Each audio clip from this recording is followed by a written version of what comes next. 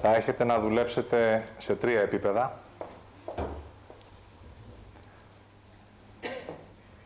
Το πρώτο θα είναι το σώμα σας, θα το αισθάνεστε συνέχεια. Θα γιωθεί πολλή ενέργεια. Πάρα πολύ δύναμη θα γιωθεί σήμερα. Σήμερα ίσως να πάρετε για πρώτη φορά αίσθηση τι σημαίνει δύναμη. Γιατί η δύναμη με το μυαλό, όπως τη λέτε εσείς, τη φαντάζεστε αλλιώς. Οπότε, να είστε συνειδητοί όσο γίνεται στα σώματά σας, για πρώτη φορά σήμερα κάποιοι από εσάς, για να μην πω όλοι, θα νιώσετε τι σημαίνει δύναμη. Όταν η δύναμη περνάει στο σώμα, το μεταμορφώνει το σώμα. Όταν μένει η δύναμη ως φαντασία στο μυαλό, σκέφτεστε ηρωικές πράξεις. Στο δεύτερο επίπεδο, μετά τη δύναμη θα έχετε συναισθήματα. Κάποιοι από εσάς θα πονάτε. Ένας από τους λόγους είναι γιατί ήσασταν παρόντες και τότε πριν από 2.000 χρόνια και αναπαρνηθήκατε πρώτη φορά τον Κύριο. Σήμερα θα είναι δύσκολα για σας. Και τρίτο, το μυαλό σας. Σήμερα θα καεί λιγάκι. Θα πάρετε πληροφορίες αλήθειας,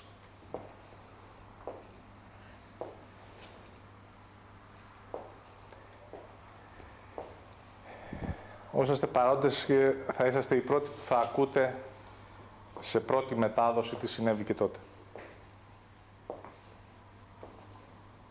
Οι υπόλοιποι θα τα μαθαίνουν μέσα από τα ΜΜΕ σιγά σιγά, μέσα από την αναπαραγωγή, γιατί το τέταρτο πράγμα που θα κάνω σήμερα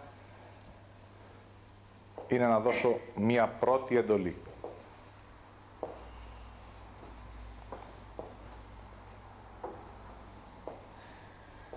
Αν κάποιος ερχότανε και άκουγα αυτά που λέω, θα μπορούσε να σκεφτεί πολλά πράγματα.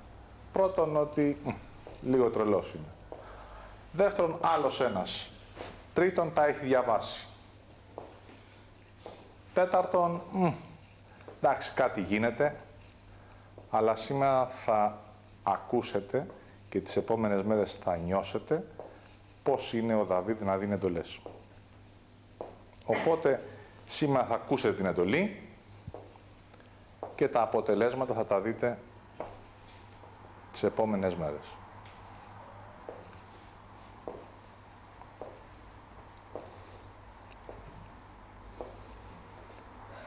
Εάν μπορούσα να μοιραστώ μαζί σας πόσα χρόνια γήινα περίμενα αυτή τη στιγμή, δεν θα με πιστεύατε.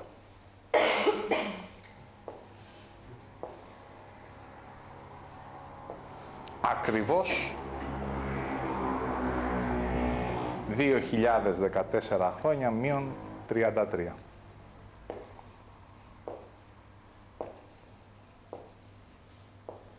Θα αποκαταστήσουμε σήμερα την αλήθεια και θα κάνουμε ενεργειακά κάτι που δεν έχει ξανασυμβεί ποτέ στον πλανήτη. Θα κατεβάσω το σώμα του Κυρίου από το Σταυρό. Δεν είναι αυτή η εντολή που θα δώσω. Αυτή θα είναι η διαδικασία. 2 ώρες. Μπορείτε να νιώθετε το σώμα σας. Σιγά σιγά, γιατί θα περάσουμε από όλα τα στάδια. Ξεκινάμε λοιπόν με ιστορίες. Πάμε να ξαναγράψουμε την ιστορία από την αρχή, όπως της αρμόζει.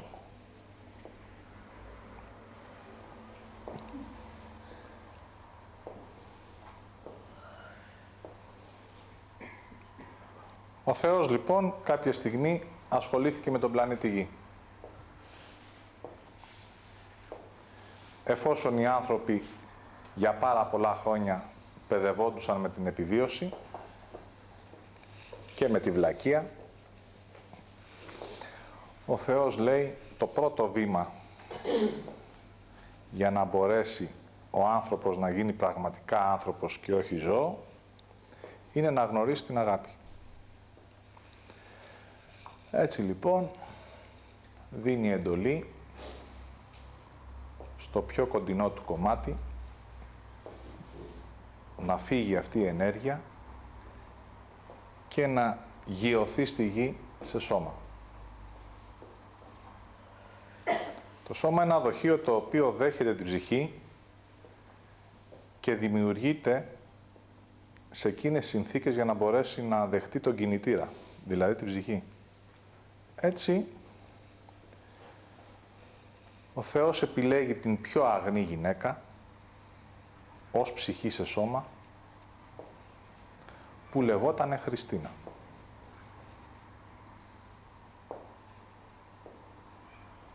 Αυτό ήταν το πραγματικό όνομα της Παναγίας. Επειδή δεν υπήρχε αντίστοιχη ψυχή σε αντρικό σώμα, δεν θα μπορούσε η σύλληψη να γίνει μέσα από σεξουαλική πράξη. Έτσι ο Θεός δίνει εντολή το Άγιο Πνεύμα να κατεβάσει την ενέργεια και να την τοποθετήσει μέσα στο σώμα της Χριστίνας.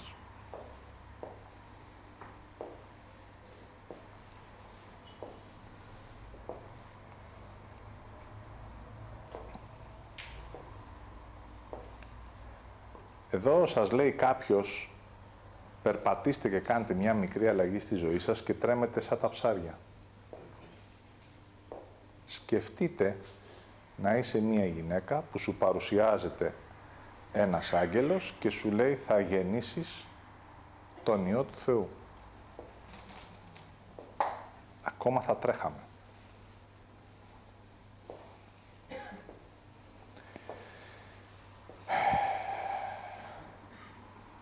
Οκ, ό,τι πεις. Έτσι, μετά από λίγο καιρό, η κυλίτσα φουσκώνει.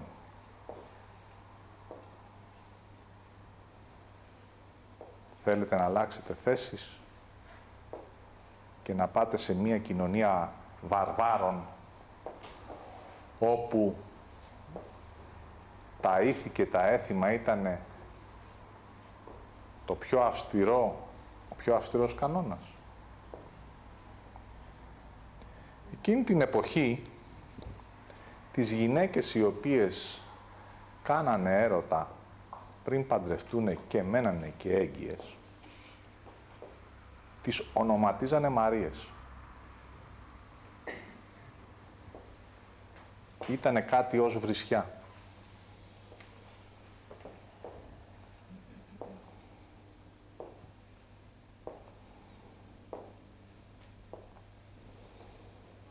Θέλετε ακόμα να σκεφτείτε αν αλλάζετε θέση.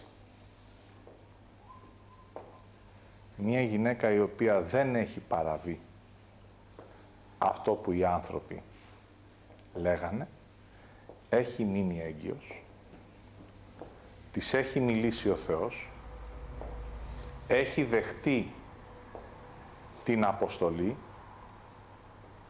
και βγαίνει βορρά στα ζώα. Τι να πεις, μπείτε στη θέση της. Τι να πεις στους άγριους της ζούγκλας, ότι με επισκέφτηκε ο άγγελος και ότι εγώ αυτή τη στιγμή έχω τον καρπό του Θεού, τον Υιό Του, μέσα στην κοιλιά μου, χωρίς να έχω κάνει σεξ. Οπότε η Παναγία βουβεί, γνωρίζοντας την αλήθεια, απλά υπομένει το χλευασμό και την αδικία.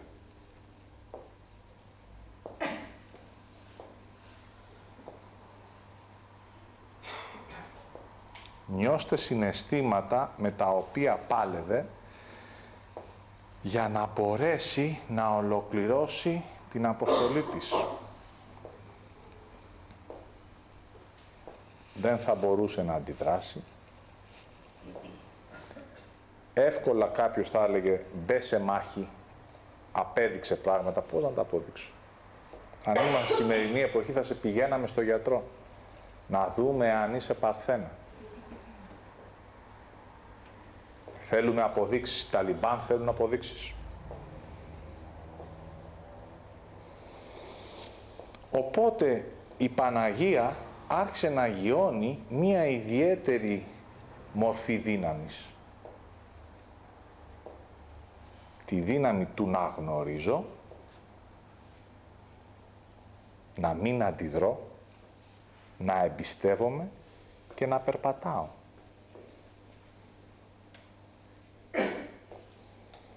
Όλη αυτή η άβρα ήταν εκείνη ικανή για να μπορέσει να δώσει χώρο στον Κύριο να μεγαλώσει. Για να καλύψουμε τώρα λίγο τα πράγματα, θα έπρεπε να πάμε και σε έναν άντρα που ήταν ο Ιωσήφ και ας τον περιγράψουμε λιγάκι. Τι στοιχεία θα είχε ο Ιωσήφ?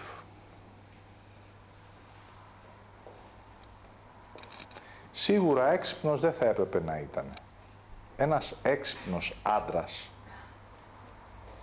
που θα σκεφτότανε πάρα πολύ, θα ανέλυε τα πράγματα, δεν θα μπορούσε να βγάλει άκρη. Οπότε ή θα έπεφτε σε μία πλάνη του νου και θα αντιδρούσε, ή θα το εκμεταλλευότανε.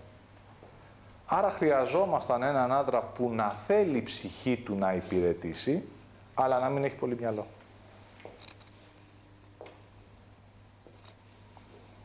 Και εφόσον του έγιναν και αυτού οι αποκαλύψεις, το έργο σου είναι να εμφανιστείς ως ο άντρας της Χριστίνας και να βοηθήσεις να γεννηθεί ο Κύριος, κάνοντας ακριβώς τα απαραίτητα. Από σένα δεν θέλουμε τίποτε άλλο. Γιατί τα απαραίτητα? Γιατί μην ανησυχείς, τα υπόλοιπα μπορεί και τα κάνει η Χριστίνα.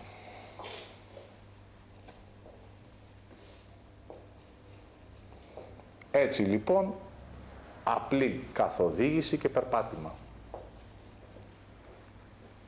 Περπατάς, φεύγεις, σε κυνηγάνε, φάτνη, κοιτάς να γεννηθεί ο Κύριος, κρύβεσαι, γιατί το κακό έχει την πληροφορία ότι η αγάπη έρχεται σε σώμα στη γη. Την πληροφορία έχει. Όποιος πιστεύει ότι ο Ηρώδης απλά έπραξε μόνο και μόνο γιατί φοβότανε, αυτές είναι οι εκλογικεύσεις ή οι αφορμές. Το κακό γνώριζε ότι κάποιος κατεβαίνει που η δόνησή του ξεπερνάει τα δεδομένα. Και επειδή το κακό μόνο με πληροφορίες μπορεί να δουλέψει, δεν μπορεί να έχει αίσθηση, έψαχνε να βρει έναν τρόπο να εξαφανίσει τα δεδομένα. Άρα, τι πιο πονηρό από το να σφάξεις όλα τα παιδιά.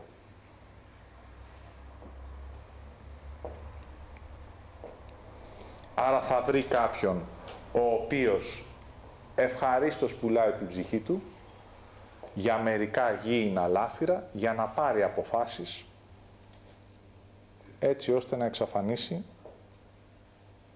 τον Κύριο. Πάλι οι εκλογικεύσεις του στυλ ότι ο Ηρώδης είναι ο κακός είναι για τους ηλίθιους. Από πίσω κρύβεται μία μεγαλύτερη δύναμη που θέλει να κρατήσει τα σκύπτρα.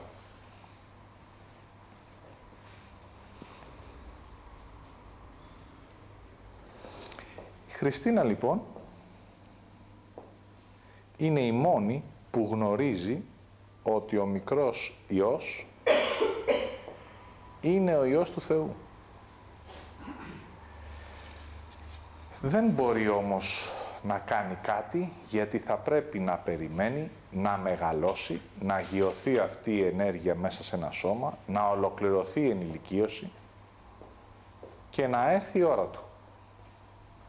Έτσι λοιπόν, τον μεγάλωνε σαν όλα τα παιδιά. Δεν μπορείς να μεγαλώσεις διαφορετικά, είτε είσαι ο Υιός του Θεού, είτε είσαι ένας απλός άνθρωπος, θα μεγαλώσεις μες στο σύστημα. Πρέπει να φας, θα πρέπει να διαβάσεις, θα πρέπει να μάθεις να μιλάς. Γήινα απλά πράγματα. Όμως είχε ένα πλεονέκτημα ο Κύριος. Και αυτό λεγότανε η άβρα της Χριστίνας. Τον προστάτευε από οτιδήποτε αρνητικό ερχότανε. Η άβρα είναι σαν ένα τείχος, το οποίο δεν μπορεί να το διαπεράσει κανένας παρά μόνο αν έχει τρύπες. Αν επηρεάζεστε από τους αρνητικούς ανθρώπους, σημαίνει ότι έχετε τρύπες και περνάει η αρνητικότητα. Η Χριστίνα όμως, έχοντας ως προστασία την άβρα της γύρω από τον Κύριο, του έδωσε τη δυνατότητα να μπορέσει σιγά σιγά να μεγαλώνει με ασφάλεια και μέσα σε αυτό το κλίμα να μπορεί να επικοινωνεί από μικρός με το Θεό.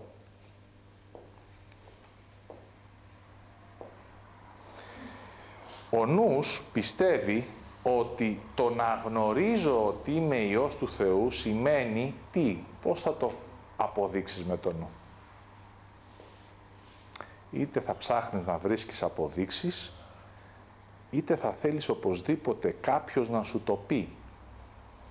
Ενώ στην ουσία το ψηλαφίζει σιγά σιγά. Δηλαδή είσαι ένα μικρό παιδί, το οποίο μόλις κάθεσαι και κάνεις μια προσευχή, ξαφνικά βιώνεις μία αίσθηση που δεν μπορείς να τη συναντήσεις μιλώντας με έναν οποιονδήποτε άνθρωπο. Και πρέπει σιγά σιγά όλο αυτό να το χωρέσεις κάπως. Εάν καθίσεις με το νου να μπορέσεις να βγάλεις τέτοια συμπεράσματα, αμέσως φεύγεις από την αίσθηση. Ή θα σκέφτεσαι ή θα αισθάνεσαι. Δεν μπορείς να τα κάνεις και τα δύο.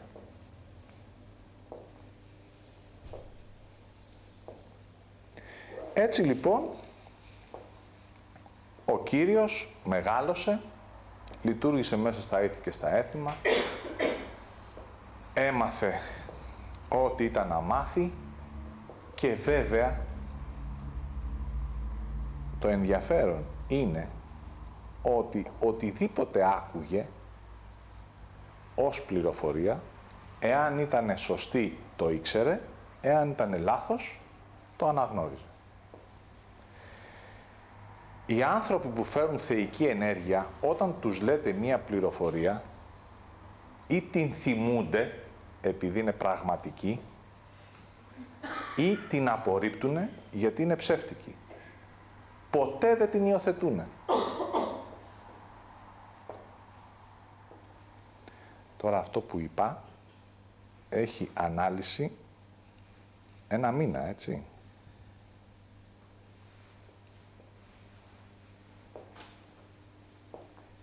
Ή θυμάσαι ή απορρίπτεις. Δεν οικειοποιείσαι.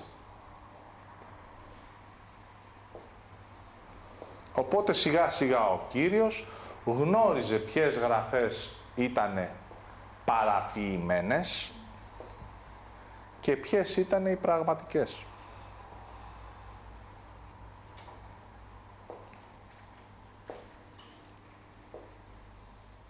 Στη γη έρχεσαι για να βιώσεις και γήινα πράγματα και να αγιώσεις την ποιότητά σου. Έτσι λοιπόν, κάποια στιγμή συναντάει τη Μαρία τη Μαγδαληνή.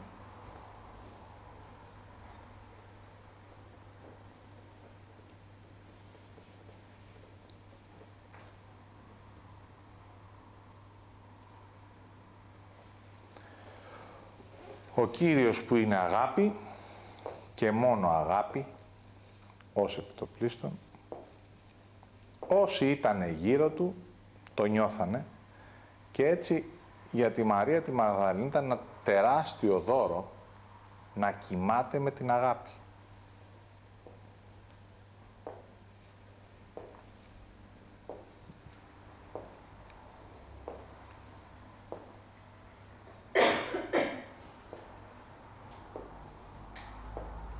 Και κάνει μία κόρη μαζί της, όντας 18 χρονών. Ο Κύριος. Τώρα σιγά σιγά θα αρχίζουν να έρχονται και αποκαλύψεις αυτού του τύπου, θα βγαίνουν από διάφορες πληροφορίες. Σας το έχω πει εδώ και μήνες εγώ αυτό.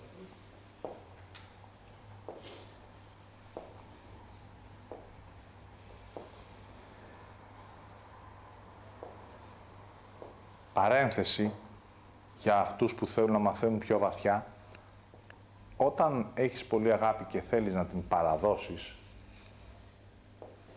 τότε κάνεις κόρες.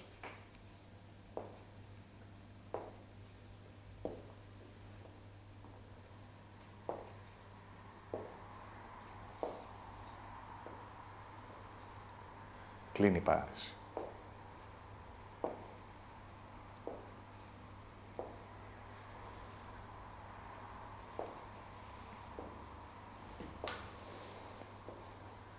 Θα μπορούσε η αγάπη να πάει σε ένα σώμα μετά τον Κύριο και να απλωθεί. Εάν την αγάπη την έδινα σε ένα γιο, υπήρχε περίπτωση την αγάπη να μου την κάνει κάτι άλλο. Κλείνει η παρένθεση της Σοφίας.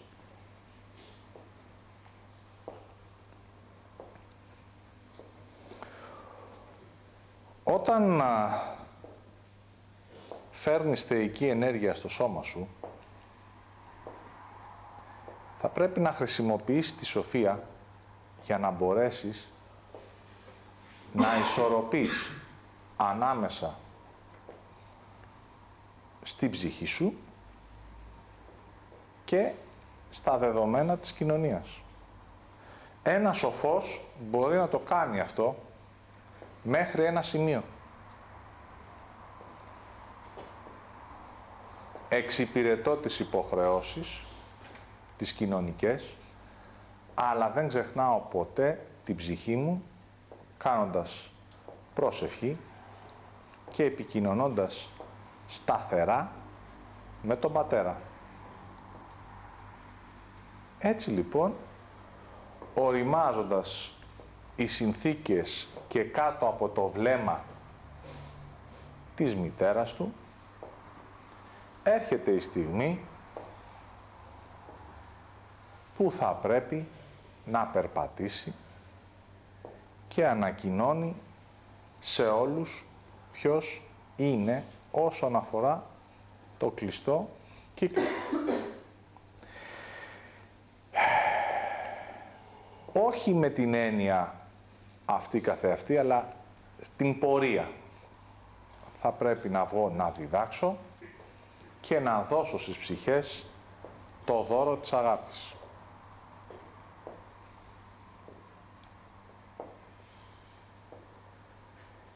Η Μαρία η Μαγδαληνή δεν ακολούθησε, γιατί, όπως καταλαβαίνετε, είναι αρκετά δύσκολο να ξεπεράσεις μερικές φορές ένα όριο. Έτσι ο Κύριος αφήνει γυναίκα και κόρη και αρχίζει να περπατάει το δρόμο που η ψυχή του απαιτούσε.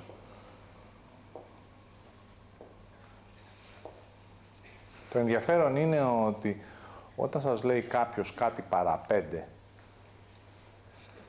χρειάζεσαι κάποιες αποδείξεις, ακόμα και αν είσαι η γυναίκα ή η κόρη. Όσο πιο πολύ δουλεύεις με το μυαλό ή μερικές φορές με τα συναισθήματα του ανθρώπου και όχι της ψυχής, είναι λογικό να αντιστέκεσαι.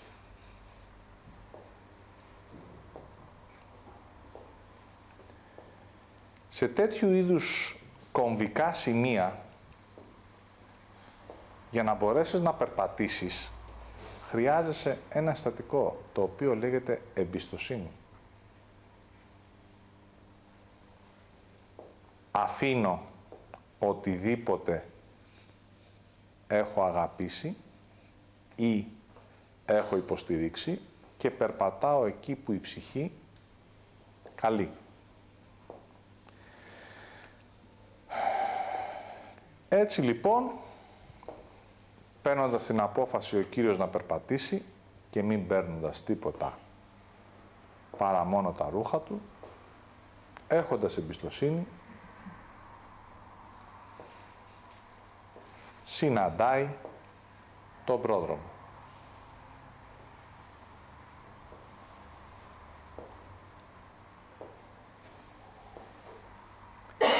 Αυτή η συνάντηση είναι πάρα πολύ σημαντική, γιατί πάντοτε αυτό που αισθάνεσαι μπορεί καμιά φορά να βάλει μία σφραγίδα μόνο κάποιος που μπορεί και είναι κοντά. Ο πρόδρομος ήταν η πρώτη ψυχή που κατέβηκε για να στρώσει το δρόμο της αναγνώρισης. Βλέποντας λοιπόν τον Κύριο, τον αναγνωρίζει και εκείνος μπαίνει στη δική του επιλογή τώρα. Όλες οι ψυχές, όταν γνωρίζετε ανώτερες ψυχές, μπαίνετε σε επιλογή. Ή τον ακολουθώ και γίνομαι μαθητής του, ή τον αρνούμε. Ο πρόδρομος τον αρνήθηκε.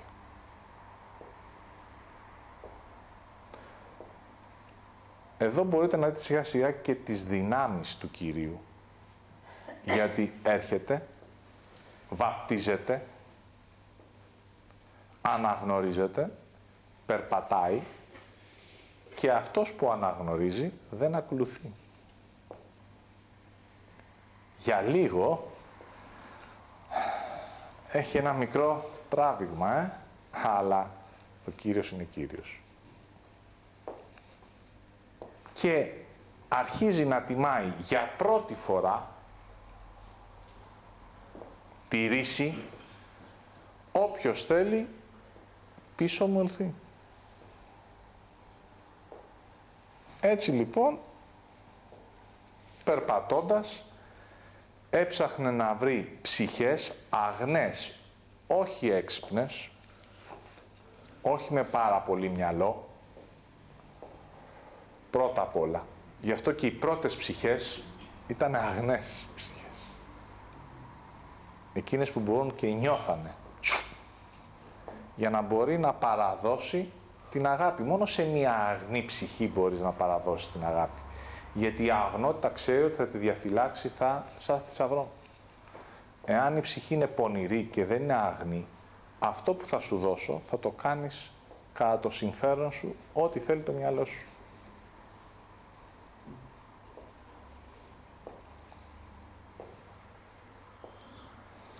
Σιγά σιγά μετά την αγνότητα έρθανε και άλλες ψυχές, οι οποίες είχαν δυνατότητες. Δεν ήταν αγνές.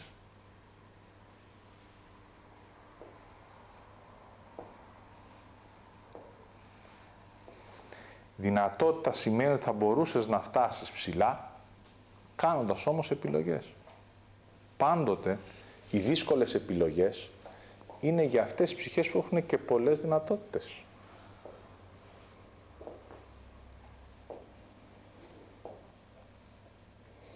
Έτσι λοιπόν,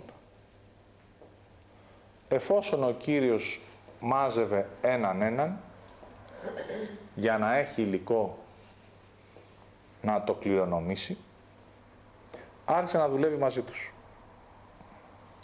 Ένας δάσκαλος που είναι σοφός και με αγάπη, μόνο μπορεί να δουλέψει με ψυχές και όχι με μυαλά.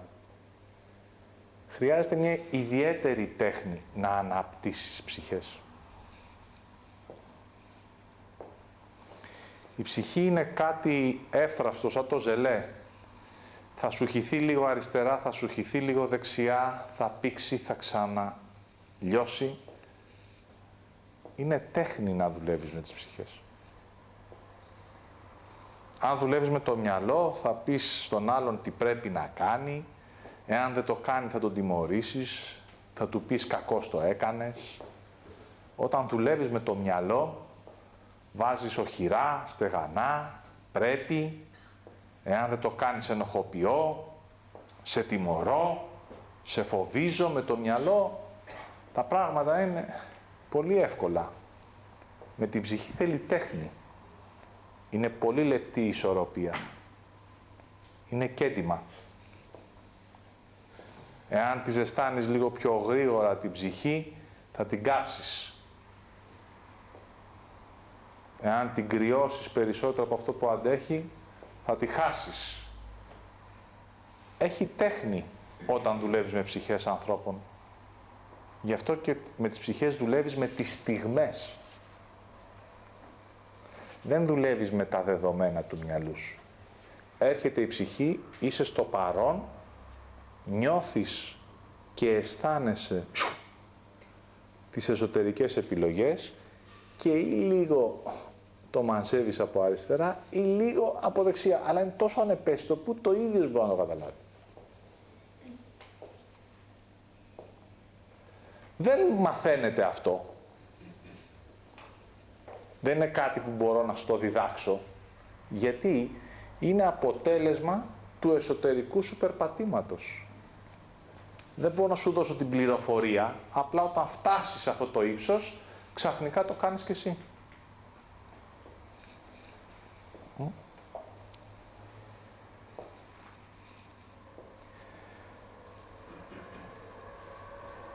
Με ρωτάει ένας πριν από μία εβδομάδα. Μου λέει, τι δουλειά κάνετε? Έξω με τις μάσκες πρέπει να χρησιμοποιήσω μία ταυτότητα. Για λίγο ακόμα. Του λέω, είμαι ψυχολόγος.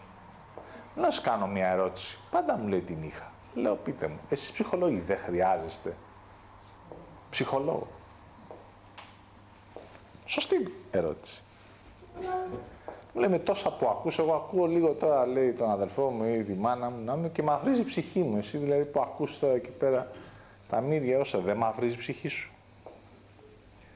Πώς να του δώσω τώρα να καταλάβει?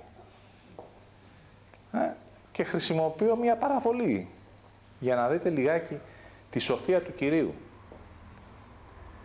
Του λέω, εάν είσαι ριάκι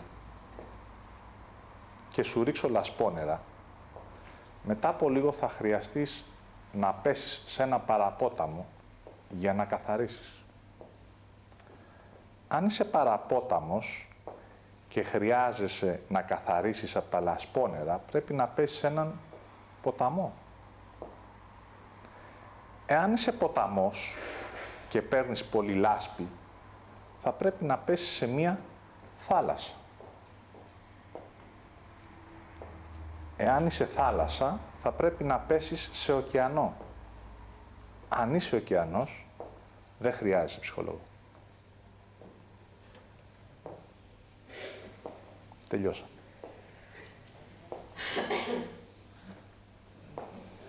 Άρα είναι σημαντικό να δεις το εσωτερικό σου βάθος.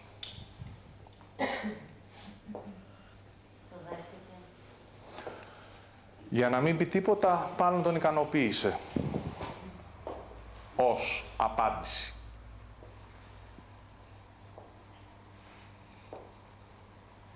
Οπότε, ανάλογα με το βάθος, τόσα λασπόνερα μπορείς να αντέξεις.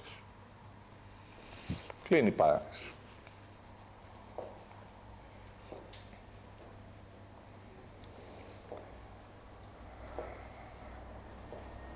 Έτσι ο Κύριος, έχοντας εμπιστοσύνη και κάνοντας πραγματικά με μαεστρία τέχνη, αρχίζει σιγά σιγά τους μαθητές και τους μεγαλώνει. ως ψυχές.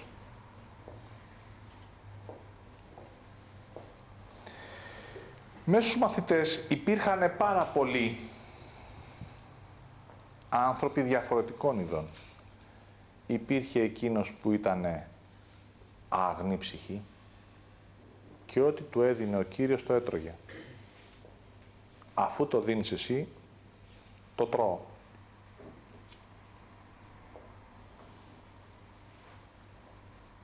Ήτανε μόνιμα με ανοιχτό το στόμα. Η αγνότητα στο μυαλό φαίνεται ως αφέλεια.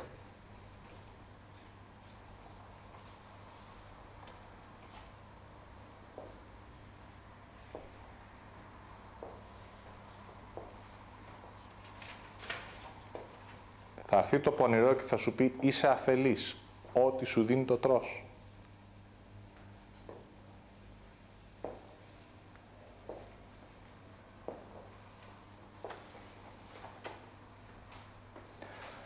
Επειδή το έτρωγε όπως το έδινε ο Κύριος, ήταν και εκείνος ο οποίος πλησίασε πιο κοντά σε εκείνον από όλους.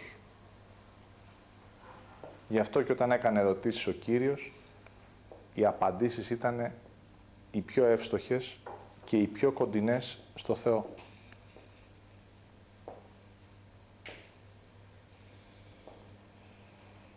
Έτσι ήταν ο Πέτρος. Αγνός και με εμπιστοσύνη. Δεν έπαβε όμως να είχε δουλειά. Ήτανε άνθρωπος.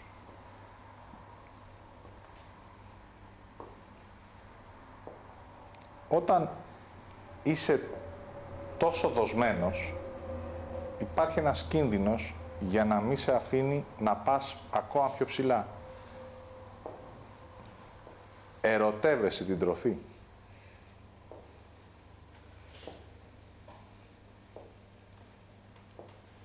Ερωτεύεσαι τον Κύριο. Και θες να μείνεις πάντοτε παιδί. Κάποια στιγμή όμως, εάν είσαι και σοφός, σταματάς με τον έρωτα και αναλαμβάνεις εσύ τα ηνία. Και δεν παίρνεις τροφή από τον Κύριο, αλλά κατευθείαν από την πηγή.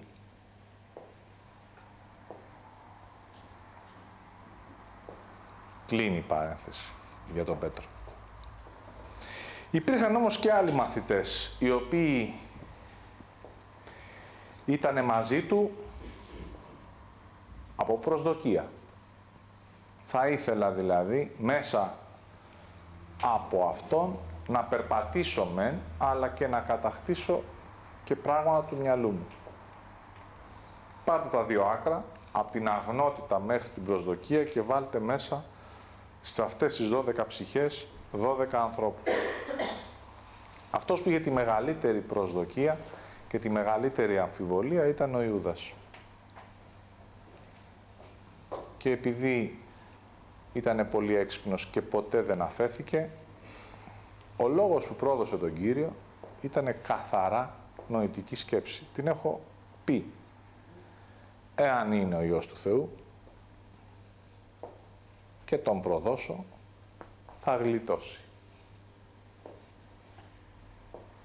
Εάν δεν είναι και δεν γλιτώσει, τότε τσάμπα χάνουμε το χρόνο μας.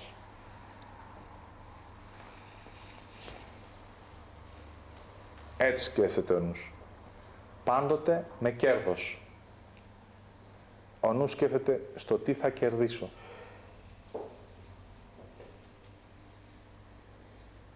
Όχι τι θα πράξω. Έτσι λοιπόν, ο Κύριος περπατώντας στο δρόμο του, όσο περπατάει, αρχίζει το τέλος και γίνεται λίγο πιο καθαρό. Όπως έχω πει, δεν σου λέει ποτέ ο Θεός το τέλος.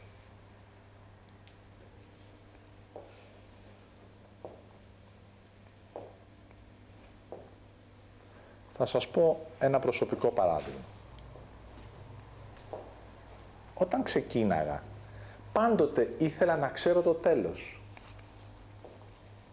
Λέω, αν μου το πεις, εγώ θα ακολουθήσω. Και δεν μου το έλεγε. Ο λόγος είναι ότι αν αποφασίσεις λόγω του τέλους, τότε δεν έχεις εμπιστοσύνη. Τότε έχεις κέρδος.